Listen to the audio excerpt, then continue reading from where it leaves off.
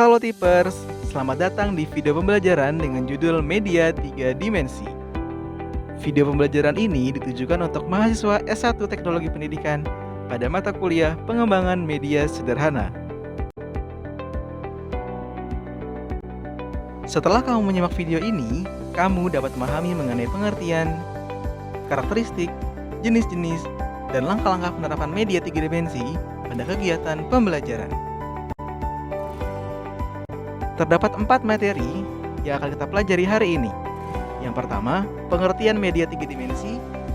Yang kedua, karakteristik media 3 dimensi. Yang ketiga, jenis-jenis media 3 dimensi. Dan yang keempat, langkah penerapan media 3 dimensi. Pengertian media 3 dimensi. Menurut Sujana, media 3 dimensi adalah suatu alat peraga yang mempunyai panjang, lebar, dan tinggi, serta dapat diamati dari sudut pandang manapun.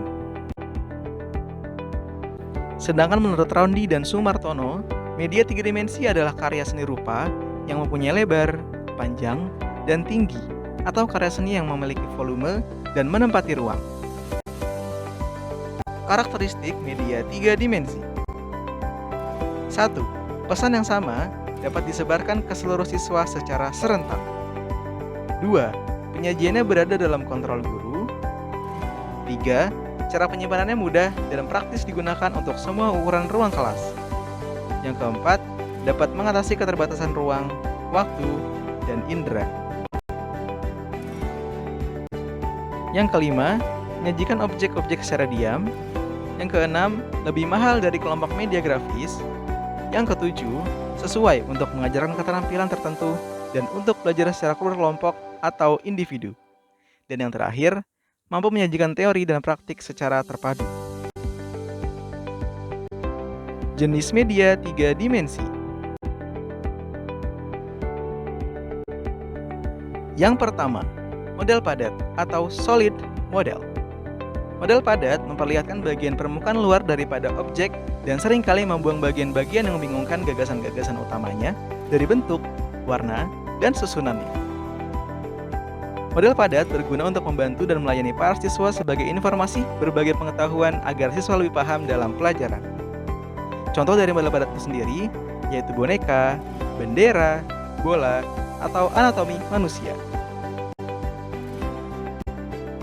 Yang kedua, model penampang atau cutaway model, yaitu memperlihatkan bagaimana sebuah objek itu tampak apabila bagian permukaan diangkat untuk mengetahui susunan bagian dalamnya. Model ini berguna untuk mata pelajaran biologi karena berfungsi untuk mengganti objek sesungguhnya. Contohnya seperti gambar di samping, yakni adalah gambar susunan dari permukaan kulit. Yang ketiga, model kerja atau working model. Model kerja adalah objek yang memperlihatkan bagian luar dari objek asli. Gunanya untuk memperjelas dalam pemberian materi kepada siswa. Contohnya seperti alat-alat matematika seperti mistar, sorong, busur derajat, atau peralatan musik seperti biola, seruling, trompet, piano, dan lain-lain. Yang keempat, model susun. Model susun terdiri dari beberapa bagian objek yang lengkap atau sedikitnya satu bagian penting dari objek itu. Contohnya adalah anatomi manusia dan binatang, seperti yang terdiri dari mata, telinga, jantung, tengkorak, dan otak. Yang kelima, mock-up. Mock-up adalah penyederhanaan dari susunan bagian yang dianggap terlalu rumit atau tidak mungkin untuk dihadirkan dalam pembelajaran di ruang kelas. Contohnya adalah lampu lalu lintas di samping yang tidak mungkin dihadirkan di dalam ruang kelas. Yang keenam, diorama. Diorama adalah sebuah pemandangan 3 dimensi mini yang bertujuan untuk menggambarkan kondisi sebenarnya. Contohnya adalah diorama lapisan bumi yang menggambarkan kondisi sebenarnya dari lapisan-lapisan bumi. Yang ketujuh, pop-up. Pop-up adalah seni dalam memotong dan melipat kertas yang akan menghasilkan suatu bentuk 3 dimensi yang dapat muncul ataupun tidak ketika dibuka dan ditutup. Dan yang terakhir adalah puppet. Puppet adalah sebuah objek 3 dimensi yang seringkali menyerupai manusia, hewan, atau figur mistis yang digerakkan atau dimanipulasi oleh seseorang. Langkah-langkah penerapan media tiga dimensi pada kegiatan pembelajaran. Yang pertama, kita dapat mempersiapkan alat dan bahan untuk membuat media tiga dimensi.